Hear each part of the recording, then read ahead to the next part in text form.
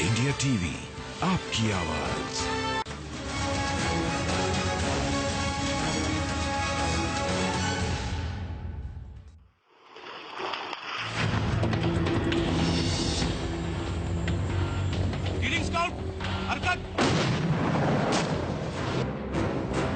असम में आदिवासियों की बस्तियां जलाने वाले बच नहीं पाएंगे।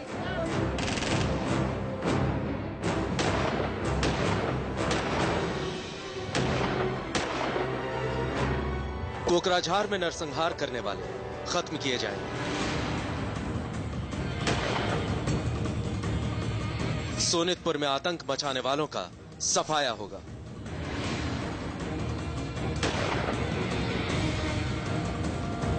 असम का अमन चैन छीनने वाले ऑल आउट होंगे।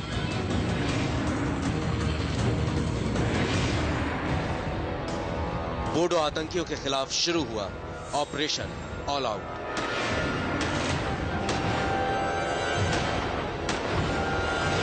सेना के निशाने पर NDFBS के उग्रवादी,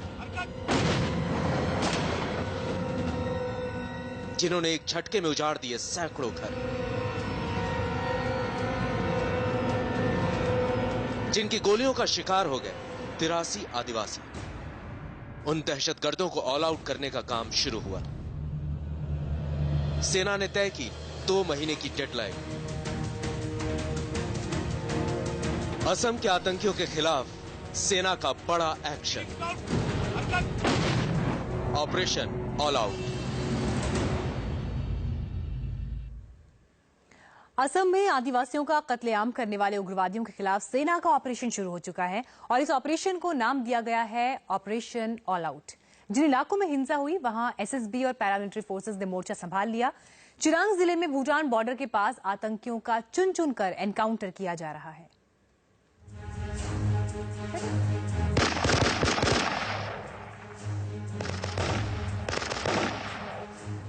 ये लपटों में घिरे हुए घर, ये धूं धूं कर जलती बस्तियां, ये असम में आतंक की कहानी बयां कर रही है। लेकिन ये सब अब और नहीं होगा। असम में हुई हिंसा के बाद केंद्र सरकार ने आतंकियों के खिलाफ कार्रवाई शुरू कर दी। बोडो उग्रवादियों के खात्मे के लिए ऑपरेशन ऑल आउट शुरू कर दिया गया है।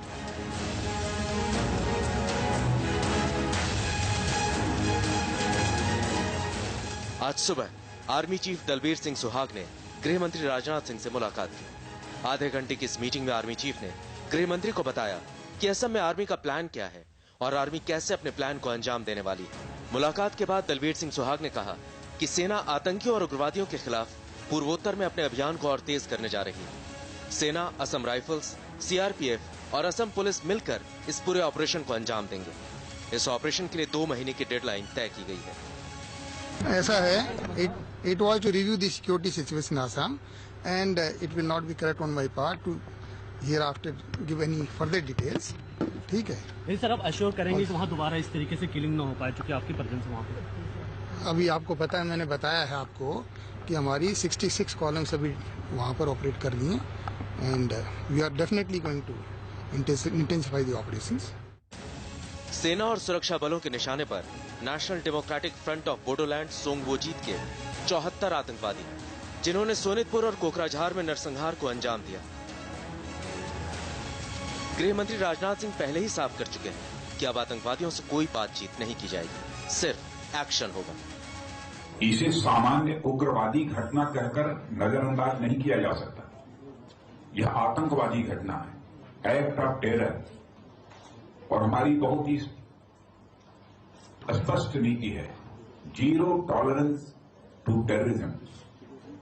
और मैं आज यह भी क्लैरिफाई कर देना चाहता हूं, ऐसे संगठनों से हमारी कोई बातचीत नहीं होगी, कोई डायलॉग नहीं होगा।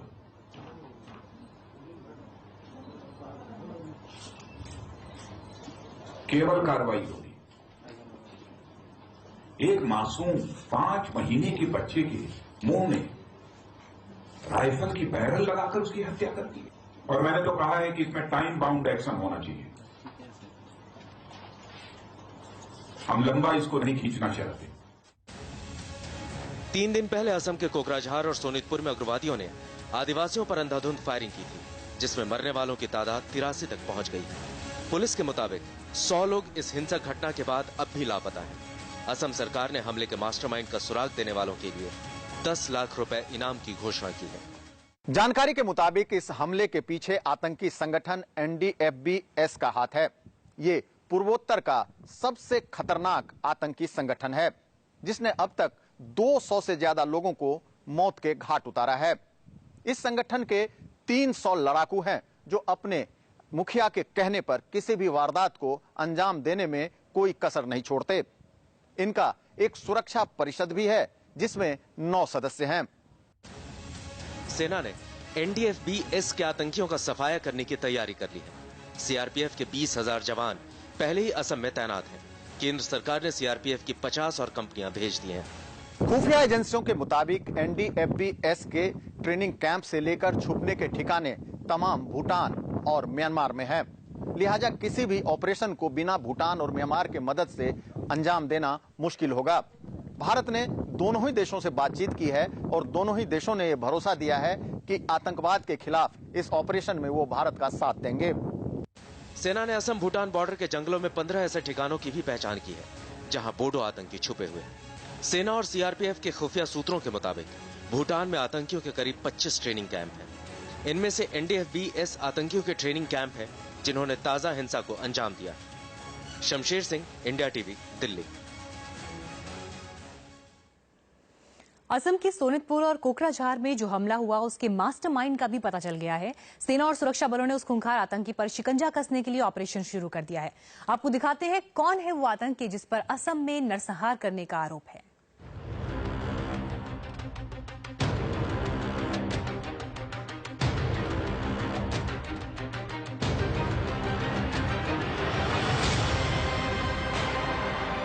वो शख्स जो असम में आतंक का दूसरा नाम बन गया है, वो चेहरा जिस पर 200 से ज्यादा बेकसूरों के खून के छींटे हैं, वो खूंखार आतंकी जिस पर 10 लाख रुपए का इनाम है, ये है IK सोंगविजित। सोंगविजित कौन है और क्यों ये असम में आतंक फैला रहा है, इसके बारे में आपको बताएंगे। लेकिन उससे पहले ये तस्वीरें देखिए। ये तस्वीरें सोंगविजित के आतंक के कैंप की है।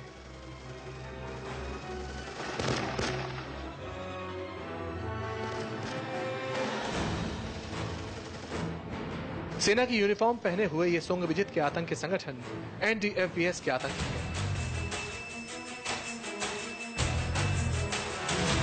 इनके हाथ में rocket launchers, automatic machine guns और AK-56 दिख रही है। इस कैंप में ये अपने इन आतंकियों को ट्रेन कर रहा है।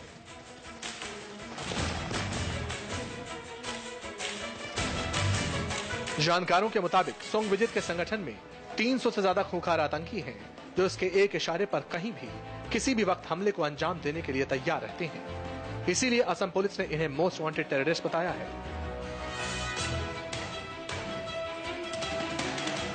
साथ ही असम पुलिस ने NDFBS के 15 आतंकियों पर कुल मिलाकर 95 लाख रुपए का इनाम रखा है। जानकार कहते हैं कि सिर्फ 300 ही नहीं, सोंगविजित ने सैकड़ों आतंकी लड़ाकों की फौज बना रखी है।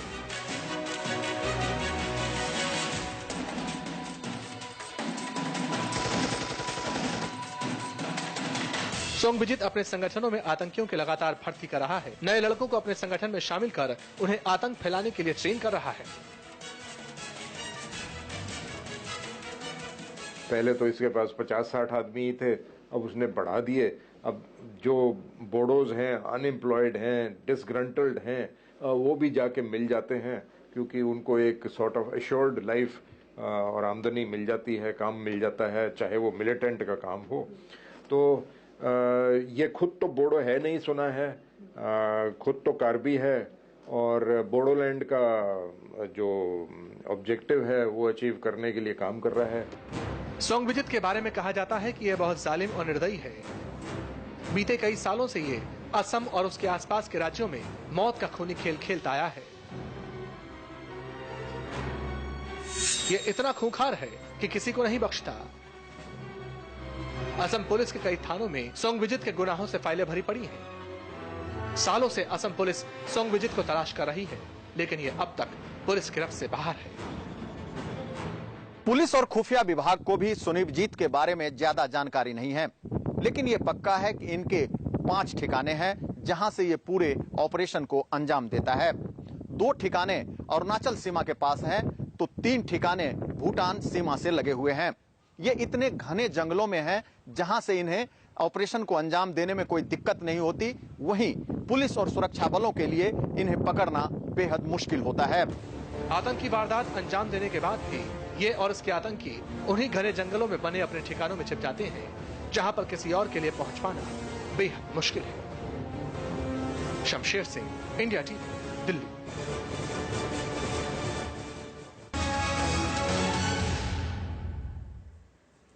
हम आपको दिखा रहे हैं ऑपरेशन ऑल आउट, जिसके जरिए असम में आतंक फैला रहे आतंकियों का सफाया किया जा रहा है।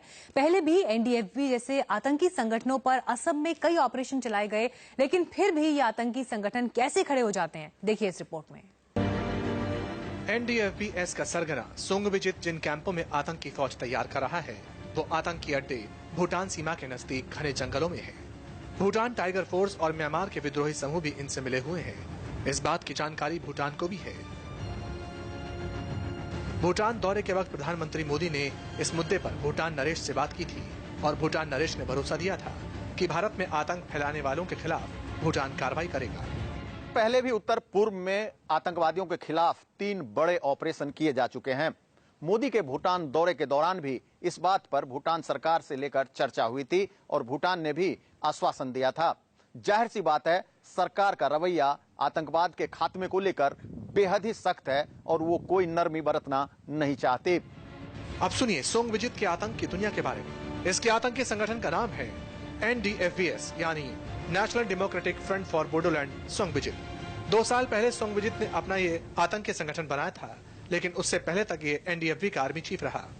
एनडीएफबी का निर्माण 1986 में अलग बोडो राज्य की मांग को लेकर हुआ था, लेकिन अब बोडो जनजाति के विकास के लिए सोंगविजित ने अपना अलग संगठन एनडीएफबीएस बनाया और फिर अलग बोडोलैंड का मुद्दा उठाकर आतंक फैलाना शुरू कर दिया। हैरानी की बात है कि सोंगविजित खुद बोडो जनजाति से नहीं है, वो कर्बी समुदाय से है और सोनितपुर जिले के चेलेखाती गांव का रहने वाला है। आतंकी वारदात अंजाम देने के बाद ये और इसके आतंकी घने जंगलों में छिप जाते हैं। सोंगविजित के इशारे पर ही असम में मौत का खूनी खेल खेला गया और 80 से ज्यादा लोगों का कत्ल कर दिया गया। Shamsher Singh, India TV, Delhi.